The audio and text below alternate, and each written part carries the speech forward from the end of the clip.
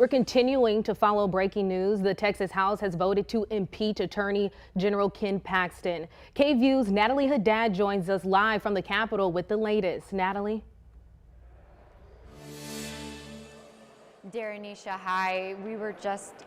Hi, Daranisha. This is the list of the votes that just took place in the Texas House of Representatives voting to impeach Attorney General Ken Paxton. We're still taking a look at which Democrats and which Republicans voted in favor or against. Looks like all Democrats at the moment voted in favor, but it's the Republicans that we're most curious about. We know one Democrat, Representative Dutton, Harold Dutton of the Houston area, voted present, not voting, and he said on the House floor that he would be doing just that. We did get a chance to briefly talk to one of the General Investigating Committee members, Representative Ann Johnson, also from the Houston area, and I'm just going to read this text real quick. She says that she's feeling tired when we asked her how she was doing right now, but she said there is a significant level of gratitude to people who made a very hard vote today. She said today also proves a duty to protect the Constitution and that today the House overcame political pressure. Daranisha.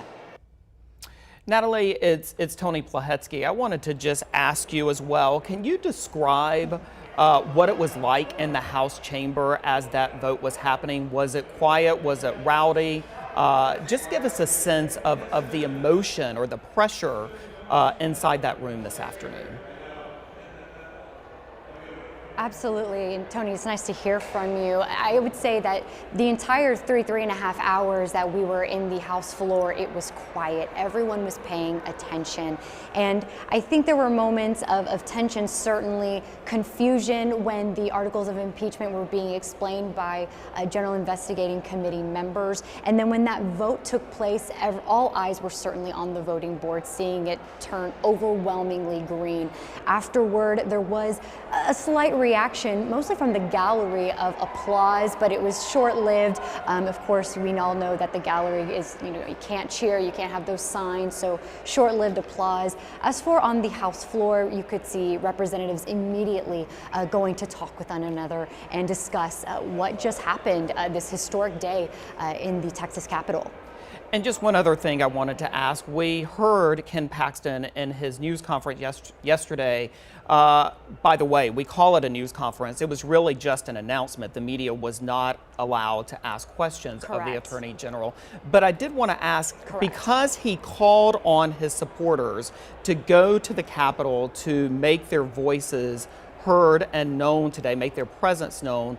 Can you just describe what you saw? Were there, in fact, a number of Ken Paxton supporters, both not only in the House, but on the Capitol grounds as well? Sure, absolutely. I won't speak too much on outside of the Capitol grounds just because I spent the entire time on the House floor. However, in the gallery, it was the fullest I'd ever seen this session. I've been here every day of the session. There really was not but a couple of seats empty. I will say there were some obvious Ken Paxton supporters in t-shirts.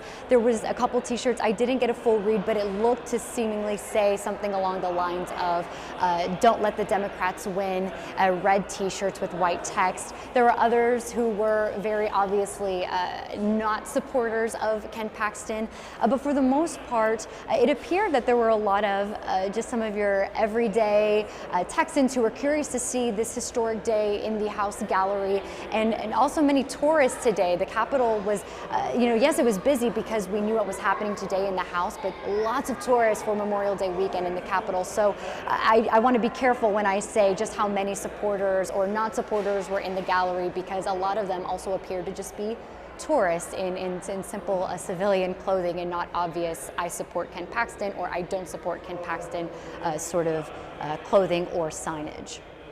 All right, our Natalie Haddad for us at the Capitol. Natalie, thank you. And Tony, we were just talking about the overwhelming support that this received with 121 votes. Let's talk about the Republican morale during all of this, now that this has happened, because we know that some Republicans decided to vote for impeaching Ken Paxton. And we heard that Ken Paxton gave a lot of people a call this morning, letting them know that. Well, and perhaps that is one of the most striking allegations that came out today. on a week where there have been striking allegations after striking allegations, and that is allegedly, according to Representative Charlie Guerin, who is on the House Investigating Committee.